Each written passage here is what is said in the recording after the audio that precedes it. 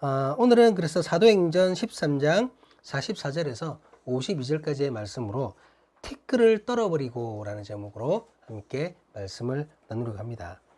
바울과 바나바는 그 비시디아 안디옥에서 두 번째 안식일을 맡게 됩니다. 지난 안식일에 있었던 바울의 설교에 대해서는 좋은 반응이 있었고 괜찮은 성과를 얻었습니다. 바울의 설교에 감동한 사람들이 바울에게 다시 한번 그 회당에서 말씀을 전해달라고 요구했던 것입니다. 바울은 그 요구로 인해 한 번 더 복음을 전할 수 있는 기회를 갖게 되죠. 그런데 이 두 번째 안식일의 분위기가 지난주와는 사뭇 다릅니다. 시작부터 바울과 바나바에 대한 그 대적자들의 그 시기와 비방이 있었고 급기야 안디옥에서 그들이 쫓겨나는 상황에까지 이르게 됩니다. 이런 중에도 바울과 바나바는 흔들림 없이 자신들의 사명을 감당하는 모습을 보입니다. 오늘은 이 부분을 나누려고 합니다.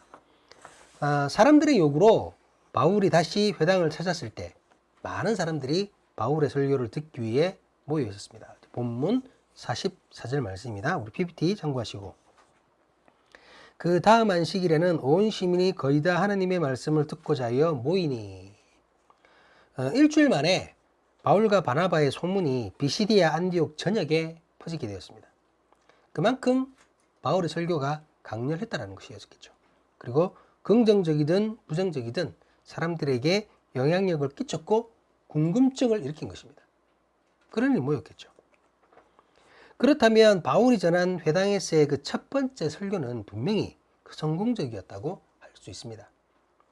이제 다음 안식일이 되어서 바울과 바나바의 소문을 들은 많은 사람들이 바울의 설교를 듣고자 회당으로 모여들었습니다. 그런데 이때 새롭게 모여든 사람들은 대부분 이방인으로 보는 것이 타당하죠. 왜냐하면 유대인의 숫자는 변하지 않았을 거예요. 유대인들은 이미 지난주부터 회당에 모였겠죠. 그 지역의 유대인들은 뭐 특별한 경우가 아니라면 회당에 이미 모였었을 거예요. 근데 더 많은 사람이 모였다는 것은 바울이 전하는 특별한 이방인을 향한 특별한 메시지를 듣고 소문을 듣고 이방인들이 모였다고 더 많이 모였다고 보는 것이 타당합니다. 그런데 이렇게 사람들이 모여드는 것을 보고 유대인들이 불편해합니다. 우리 본문 45절 말씀입니다. 유대인들이 그들을 보고 시기가 가득하여 바울이 말한 것을 반박하고 비방하거늘. 유대인들이 바울과 바나바를 시기했다고 합니다. 시기에서 바울이 전하는 말에 꼬투리를 잡으며 반박하고 비방했다는 것입니다. 그런데 유대인들이 이렇게 하는 이유가 바울의 설교를 듣겠다고 회당으로 모여든 사람들을 보았기 때문이라고 지금 밝히고 있습니다. 유대인들이 그 무리를 보고 그 다음에 시기를 했다 그러잖아요. 아니, 모여든 사람이 무슨 문제일까요? 그 사람들이 무슨 문제이길래 유대인들이 이렇게 했던 걸까요? 우리는 두 가지로 생각해 볼 수 있습니다. 첫 번째는 자신들에게는 있지도 않았고 앞으로도 있을 수 없는 그런 관심과 인기를 누리는 외부인, 바울과 바나바죠. 그 상황이 싫었던 거예요. 아니, 그동안 안디옥에서 터를 잡고 생활을 해왔던 그 자신들보다 이제 이곳으로 온 지 일주일 정도밖에 안 된 그런 바울과 바나바가 더 큰 영향력을 끼치게 될 것 같고 끼치고 있고 사람들이 실제로 모여들었으니까 그게 못마땅한 겁니다. 보기 싫은 거죠. 아니, 어떻게 이런 일이 있을 수 있지? 온 지 얼마 안 된 사람이 나보다 인기가 더 많네? 이게 못마땅했던 거죠. 그리고 다른 측면으로 두 번째로 생각해 볼 수 있는 것은 할례받지 않고 개종도 하지 않은 이방인들이 회당으로 모여드는 것 자체가 싫었던 거죠. 이 유대인들이 특이한 것이 그 개종을 하고 유대인으로 들어오면 굉장히 잘 받아주는데 할례받지 않고 개종하지 않으면 굉장히 이방인들을 괄시하잖아요. 못마땅해 하잖아요. 그러니까 그런 상황이 벌어진 겁니다. 바울의 설교 내용도 이상한데 그것을 들으려고 할례받지 않은 이방인들이 모여드는 것도 그렇고 이 모든 것들이 유대교 공동체의 심각한 위협으로 느꼈을 수도 있다는 거죠. 그래서 그 사람들이 모여드는 것을 보고는 못마땅해 해서 바울을 비방하고 박해를 했다는 겁니다. 뭐 어쨌든 무슨 이유에서건 유대인들이 바울과 바나바를 시기하고 질투했던 것만은 사실입니다. 인간에게 있어서 시기하는 마음은 참으로 위험한 감정이죠. 시기는 올바른 판단을 하지 못하게 할 뿐만 아니라 하나님의 뜻을 분별할 수도 없게 합니다. 사람과의 관계도 망칠 뿐더러 하나님과의 관계도 망친다는 얘기입니다. 시기에 눈이 멀어 자신의 잘못을 보지 못하게 하고 시기 때문에 사람을 다치기도 하고 심지어 죽이기까지 합니다. 유대인들이 시기하는 마음으로 예수님을 죽였지 않습니까? 그리고 오늘 본문에서는 시기하는 마음으로 인해 진리를 전하는 바울과 바나바를 대적하고 있는 것입니다. 이렇게 시작부터 난관에 봉착하게 되었는데 그럼에도 바울과 바나바는 복음을 전하는 자신들의 입술을 멈추지 않았습니다. 본문 46절입니다. 바울과 바나바가 담대히 말하여 이르되 하나님의 말씀을 마땅히 먼저 너희에게 전할 것이로되 너희가 그것을 버리고 영생을 얻기 합당하지 않은 자로 자처하기로 우리가 이방인에게로 향하노라. 갑작스럽게 여러분, 갑작스럽게 누군가가 내가 하는 말에 대해서 막 비방하고 그것도 한두 사람이 아니라 여러 사람이 공격하면 어떻게 되겠습니까? 멈칫할 수밖에 없어요. 자신감이 있더라도 한 4명, 5명이 들러붙어가지고 네 잘못됐어 하고 달라들면 멈칫할 수밖에 없습니다. 그래서 어떻게 합니까? 돌려 유하게 말하거나 아니면 살짝 타협하거나 막 이렇게 되거든요. 그런데 바울과 바나바는 그렇게 하지 않았습니다. 유대인들의 공격이 있었음에도 담대하게 마땅히 전해야 할 하나님의 말씀을 전했습니다. 자신들을 반박하고 비방하는 유대인들을 향해 하나님의 선택을 스스로 포기했다고, 영생을 얻기 합당하지 않는 자로 자기들이 스스로가 자처했다고, 그러한 말을 과감하게 전달하는 겁니다. 너네가 잘못했다. 유대인이 하나님의 말씀을 듣지 않으니까 그래서 하나님께서 자신들을 이방인들에게 보내셨다라고 전하는 겁니다. 우리 본문 47절 말씀입니다.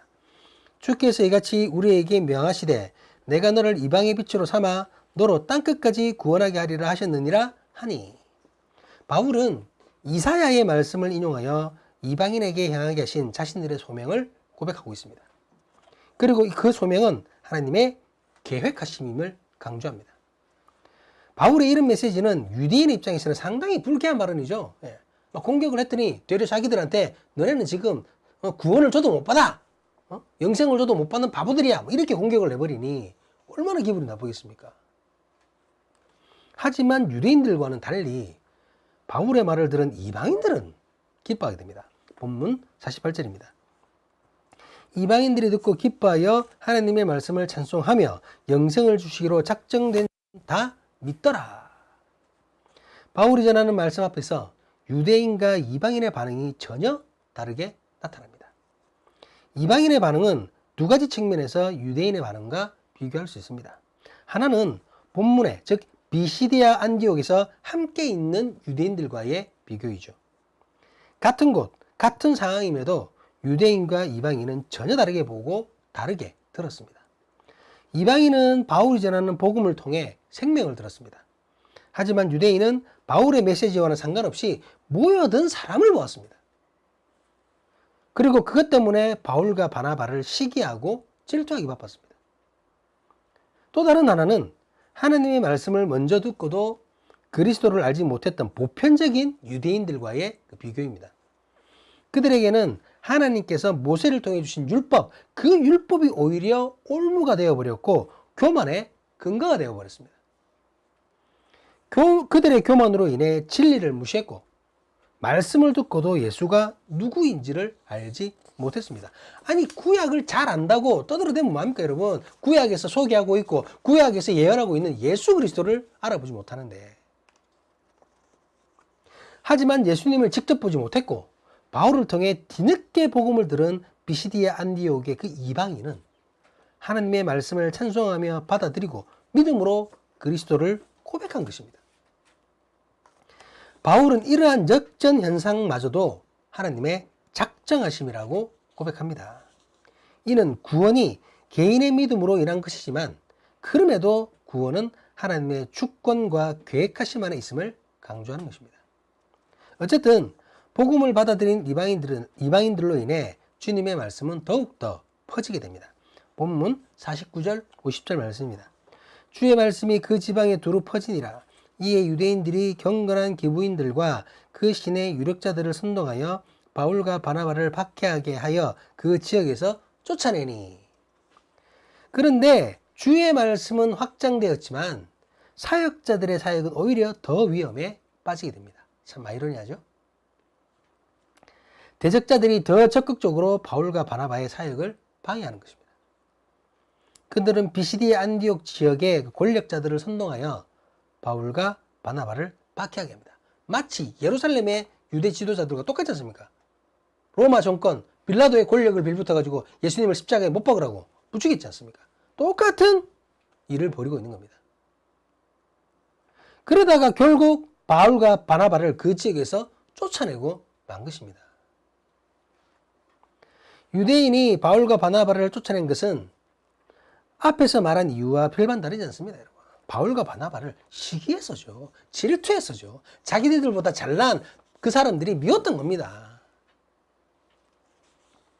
단지 질투하고 시기해서 복음을 방해하고 하나님 나라를 방해하고 하나님의 역사를 방해한 것입니다. 여러분, 이런 자들과 타협할 수 있습니까? 이런 자들과 어떻게 협상을 합니까? 이런 자들일지라도 그들에게 잘 보여서 계속 그것에 머물러서 뭔가를 얻어야 되나요? 절대로 그렇지 않습니다. 바울과 바나바는 불의와 타협하지 않았습니다. 아니, 타협할 수가 없었습니다. 우리 본문 51절 말씀을 같이 보시도록 하겠습니다. 두 사람이 그들을 향하여 발에 티끌을 떨어버리고 이곳이온으로 가거늘. 바울과 바나바는 진리의 말씀을 전한 뒤에 불어닥친 그 어려움을 그대로 받아들였습니다. 아이고, 내가 이렇게 열심히 하고, 아니, 믿는 사람들도 더 많아지는데, 왜 난 더 힘들어지지? 우리 교회는 왜 이렇게 더 쪼그라들지? 그렇게 하지 않았다는 겁니다. 귀한 열매를 맺었지만, 자신들은 오히려 힘들어하는 그 현실을 겸손하게 수용하였습니다. 그것마저도 하나님의 뜻이라는 거죠. 여러분, 발에 티끌을 떨어버렸다는 것이 어떤 의미를 가지고 있습니까? 불의와 타협하지 않겠다는 겁니다. 대적 앞에 움츠리지 않고 끝까지 진리를 진실하게 전하겠다는 겁니다. 그들이 나를 대적하고 나를 비방하고 나를 쫓아낸다면 나는 타협하지 않고 쫓겨나겠다. 발을 떨어버리고 저 악한 자들과 나는 상관이 없다는 것을 나타내는 겁니다. 이것은 바울과 바나바가 주님의 말씀을 그대로 따르는 모습입니다. 주님께서 그렇게 하라고 하셨거든요. 예수님은 마가복음에서 이렇게 말씀합니다. 우리 마가복음 6장 11절 말씀을 같이 보시도록 하겠습니다. 어느 곳에서든지 너희를 영접하지 아니하고 너희 말을 듣지 아니하거든 거기서 나갈 때에 발 아래 먼지를 떨어버려 그들에게 증거를 삼으라 하시니. 바울이 전하는 복음을 사람들이 받아들이지 않았다고 해서 그 사역이 실패했다고 말할 수 없습니다, 여러분. 우리는 눈에 보이는 막 사람 많이 모이는 사람들만 생각하지만 그렇지 않다는 겁니다. 열매가 없는 것이 실패가 아닙니다, 여러분. 만약 열매를 맺기 위해서 세속과 타협하고 복음을 변질시킨다면 그것이야말로 철저한 실패입니다. 철저한 실패입니다. 돌이킬 수 없는 죄악입니다. 하지만 가시적인 성공이나 구체적인 열매와는 상관없이 어떤 상황에서도 주님 앞에서 나를 지키고 복음 앞에서 내 입술을 지켜낸다면 그것이야말로 사역자에게 있어서 진정한 승리이며 참된 성공임을 주님의 이름으로 담대하게 고백합니다. 비록 바울과 바나바가 대적자들의 박해로 쫓겨난 신세가 되었지만 그들은 변질되지 않았고 타협하지 않았습니다. 복음을 지켰고 믿음을 지켰습니다. 그렇다면 그들은 여전히 승리하며 성공적인 사역을 하고 있는 사람들입니다. 이렇게 바울과 바나바로 인해 맺혀진 열매는 견고하고 풍성하였습니다. 본문 52절 말씀입니다. 제자들은 기쁨과 성령이 충만하니라. 본문의 제자들은 바울과 바나바를 통해 새롭게 그리스도를 받아들이고 주님의 제자가 된 비시디 안디옥의 성도들, 바로 이방인들을 가리킨 겁니다. 물론 그 중에 변화된 유대인들도 몇몇 있겠지만 대체적으로 이방인들을 말하는 것이죠. 자신들에게 복음을 전해준 바울과 바나바가 쫓겨났지만 그것과는 상관없이 이들에게 기쁨이 넘쳤고 성령이 충만했다는 겁니다. 바울과 바나바가 박해 속에서도 믿음을 지켰고 말씀을 지켰고 그렇게 참된 복음을 올바로 전했기 때문에 맺어진 정말 귀한 열매입니다, 여러분. 여러분 변질되고 당장 눈앞에 이익 때문에 타협하고 그래서 당장은 막 풍성한 것 같지만 어떻게 됩니까 여러분? 예? 그 재산 내 거라고 아들을 물려줄 거라고 거짓하고 있는 겁니다. 거짓하고 있는 겁니다. 그렇게 하는 겁니다. 참된 복음이 전해진다면 내 앞에 눈에 보이는 당장의 성공 열매가 아니라 할지라도 기쁨과 성령이 충만할 줄로 주의 이름으로 간절히 고백합니다. 담대히 고백합니다. 참된 복음을 제대로 받아들였기 때문에 기쁨과 성령이 충만해지는 놀라운 은혜를 비시디아 안디옥의 이방인 성도들이 경험을 하게 된 것입니다. 오늘은 사람의 교회가 1주년이 되는 날입니다. 오늘 말씀을 통해 사람의 교회의 지난 1년과 앞으로의 시간을 묵상해 보았습니다. 대적과 방해라고까지 말할 수는 없지만 온라인 교회인 사람의 교회를 개척하고는 저를 흔드는 많은 말들이 있었습니다. 좀 전에 말했듯이 제가 박해의 성격까지는 아니더라도 그럼에도 사람의 교회에 대해 회의를 느끼게 하고 이 사역이 무의미한 것처럼 쓸데없는 일인 것처럼 생각하게 만드는 많은 말들을 들었습니다. 저도 인간이기 때문에 그때마다 조금 흔들릴 때도 있었고 어떤 때는 심하게 흔들릴 때도 있었습니다. 그렇기에 사도행전을 이어서 나누고 있는 이 시기에 오늘 이 말씀을 주신 하나님께 영광과 감사를 올려드립니다. 유대인들이 시기 가득한 눈으로 반박하고 비방하였지만 권력을 동원해서 박해하고 방해하였지만 그럼에도 담대하게 진리를 말하며 불의와 타협하지 않았던 결코 복음을 변질시키지 않았던 바울과 바나바를 나눌 수 있게 하심을 진정으로 감사드립니다. 바울과 바나바처럼 나를 흔들고 사람의 교회를 흔드는 이들을 향하여 나의 발에 티끌을 떨어버릴 수 있기를 주님의 이름으로 간절히 기도합니다. 타협하지 않고 실망하지 않고 다음 사역지인 이고니온을 향하여 나아갔던 바울과 바나바처럼 흔들림 없이 담대함으로 새로운 1년을 위해 정직하고 신실하게 나아가는 사람의 교회이기를 주님의 이름으로 간절히 기도합니다. 그것으로 사람의 교회의 모든 주님의 제자들에게 기쁨과 성령의 충만함이 끊이지 않기를 주님의 이름으로 간절히 간구합니다.